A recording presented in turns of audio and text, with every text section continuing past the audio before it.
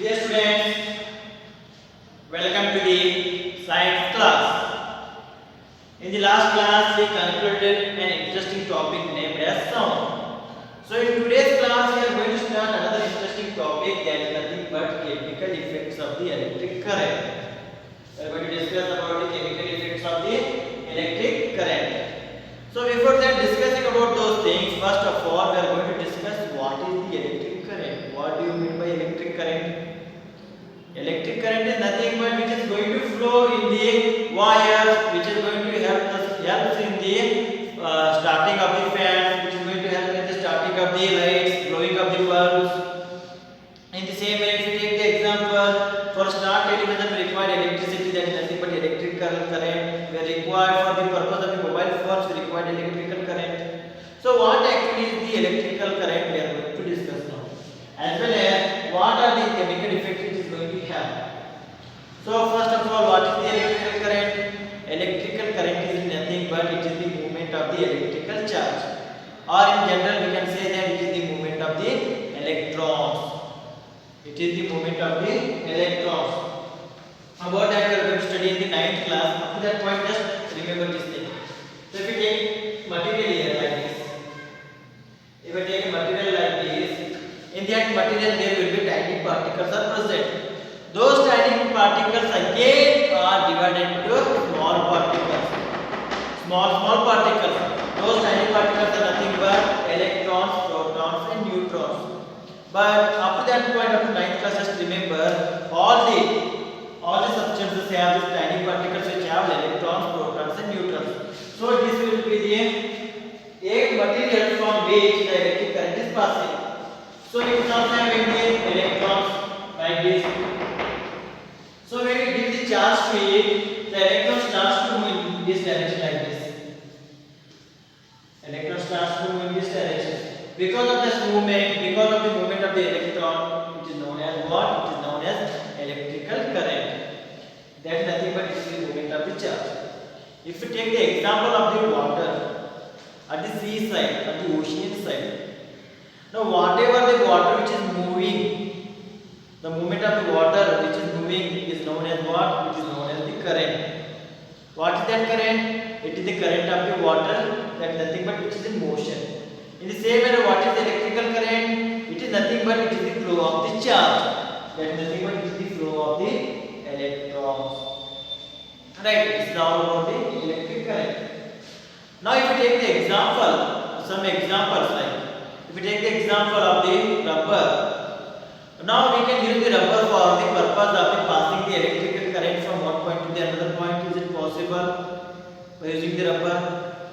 So instead of wire, we are going to use the rubber. So then we are going to connect that rubber to the fan. So then we are going to switch on that fan. Is it possible that fan is going to start?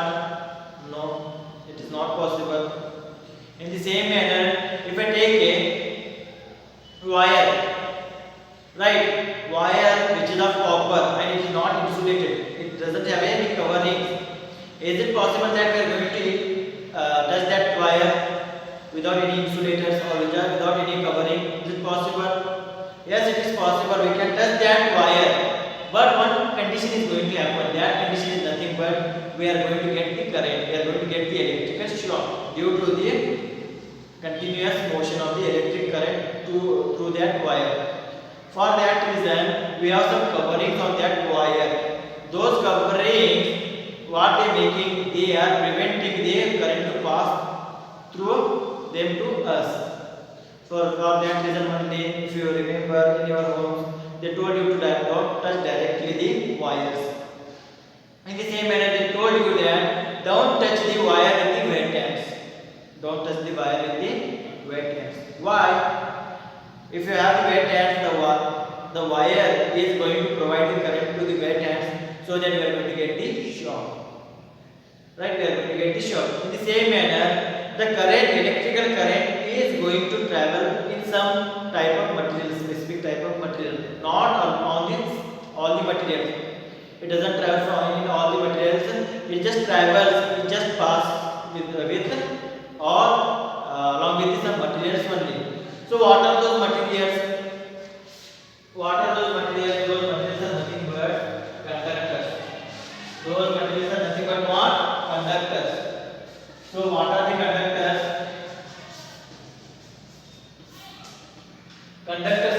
word through which electrical current conducts or electrical current travels. So conductors are those materials. Conductors are the materials through which electrical current conducts or electrical current travels. Electrical current travels. If you take the example, for example, all the metals, if you take the example of the brain, it is also going to conduct the electricity or electrical current. If you take the example of the copper, it is also going to conduct the electricity. If you take the example of the silver as well as gold, which are used for the making of the ornament, if you connect wires to those things, it is also going to conduct what? It is also going to conduct the electricity or electrical current. So those are the examples for the electrical conductors or conductors. So if you want to give another example here, all metals that nothing but copper wire or everything is going to come in this category are going to conduct the electricity. In the same manner, what are those elements or what are those materials which doesn't conduct the electricity, or those are the poor conductors of the electricity? Those materials are nothing but what? Those are known as insulators. Those are known as insulators. So insulators are the materials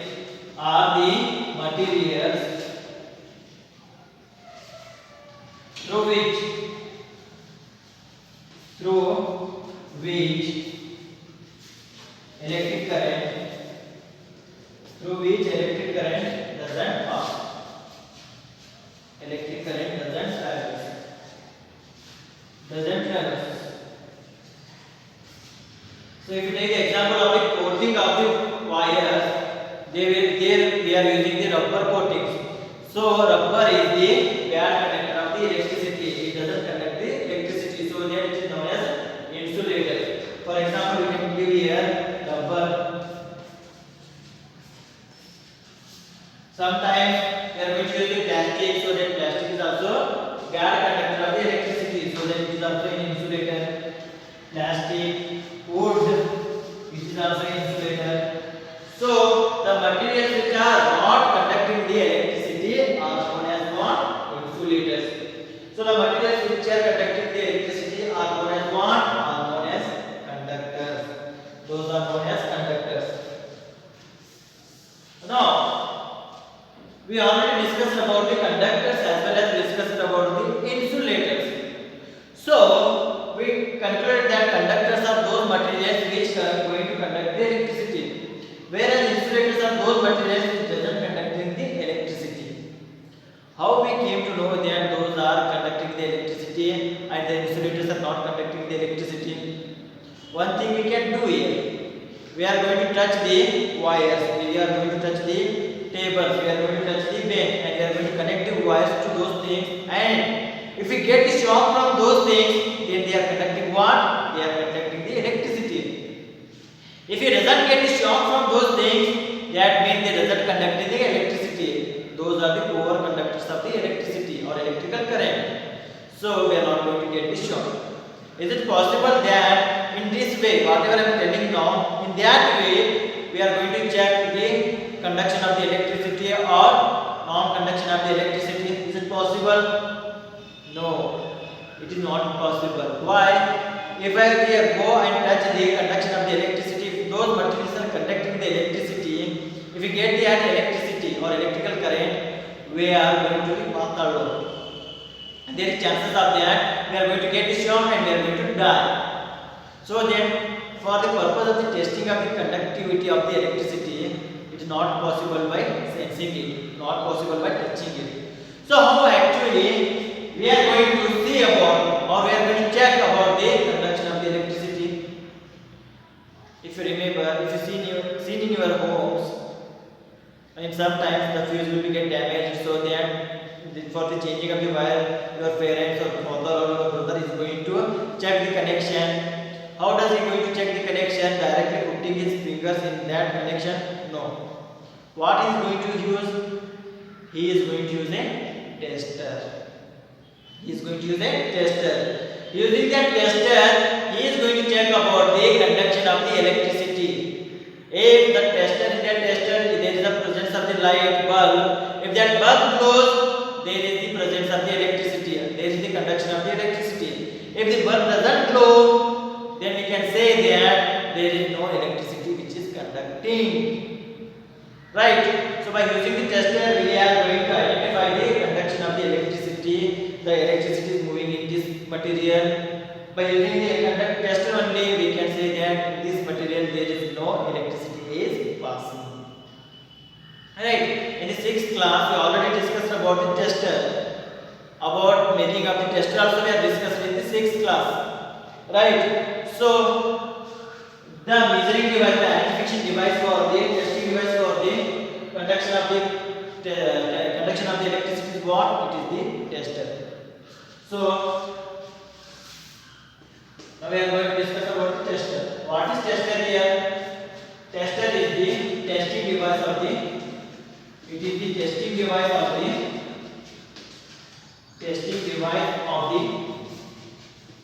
conduction of electricity. Testing device of the conduction of electricity. If you check that testing device, what it have? It has some metallic rod at the front surface. That metallic rod is nothing but it is made from the iron, so that it is a good conductor of electricity. Right? And then in between those things, there will be two wires present inside those tester. Is here.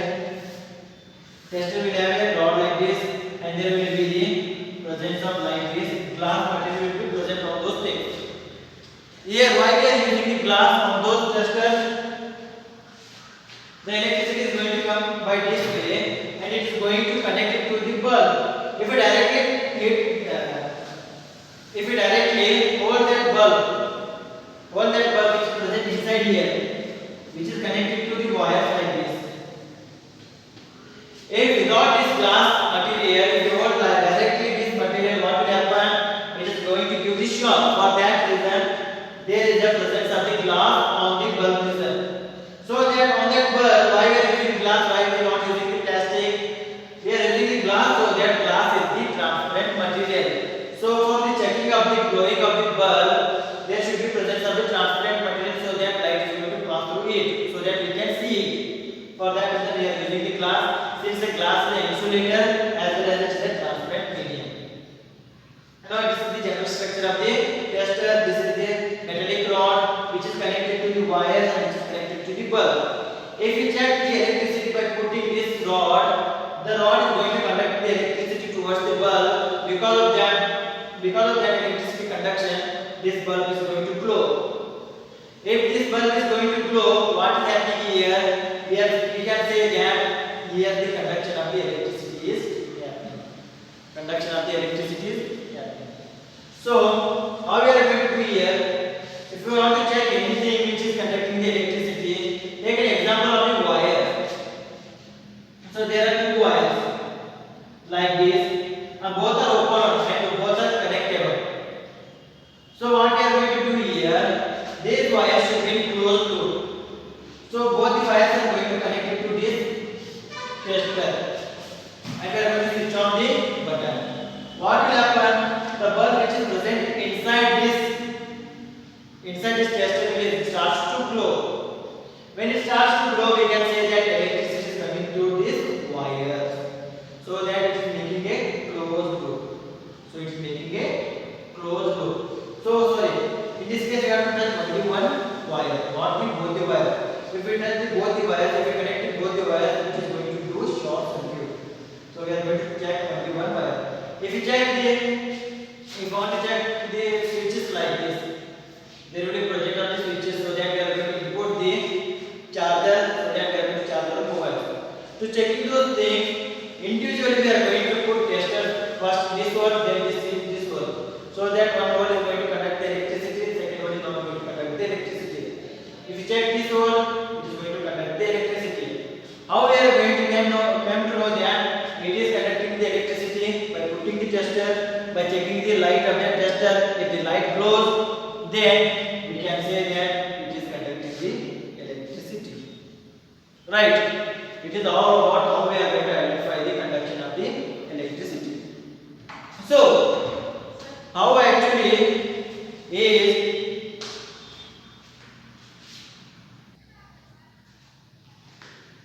now up to this point we discussed about the how we are going to identify the conduction of the electricity by using the tester. So, next what we are going to identify that how does actually that bulb is going to glow in presence of the electricity only. Now here we discussed that when we check this wire, when we connect this wire, due to the closing of that closed part, this bulb which is present, which is connected to the wires are going to start to glow. Why it is glowing? Why it is glowing in presence of the electricity only? When you give that electricity only, it is going to glow. Why it is so? What making that bulb to glow? If we take the example of the filamentous bulb, which is used in the olden days. Nowadays we are going to use LED bulbs only so that the amount of the light will be higher. But before that we have these filamentous bulbs. Like this, there will be presence of the filament. These type of bulbs are used by our parents, that is our fathers and mothers or grandfathers and grandmothers. So they use this type of bulbs. So what making this type of bulb to glow? If you correctly check this bulb, there will be presence of two parts. Those two parts are connected to two wires. Because of that two wires, it is making a closed path. Because of that closed path, the electricity is going to travel from the filament. Right? One wire is connected to this one, another wire is connected to this one. When we connect the wire, the electricity starts to flow from this wire through this filament again to the next wire. So they are making a closed route or closed path and they are passing through the filament. So when the electricity passes through this filament, the filament is going to glow. It is going to produce the light. Because of that light, we are going to see the production of the light. We are going to see about the light.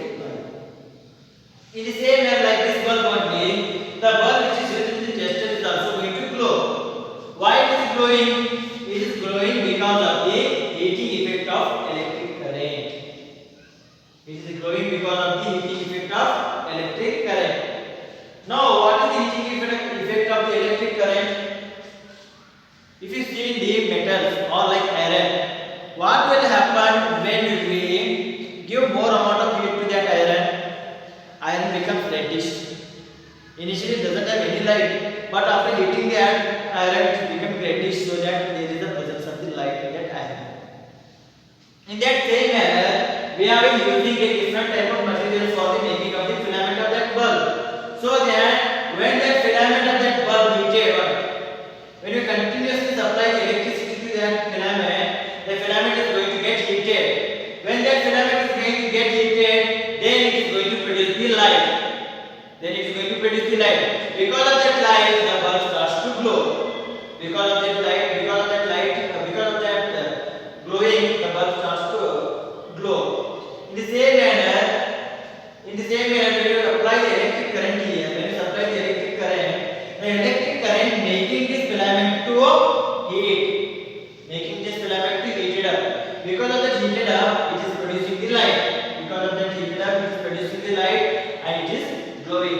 In the same manner, whatever the light or whatever the bulb present inside the tester, because of the heating effect of the electric current, the filament which is present inside the bulb of the tester, it is heated up and it starts to produce the light. Because of the production of the light, it is glowing. So why it is happening here?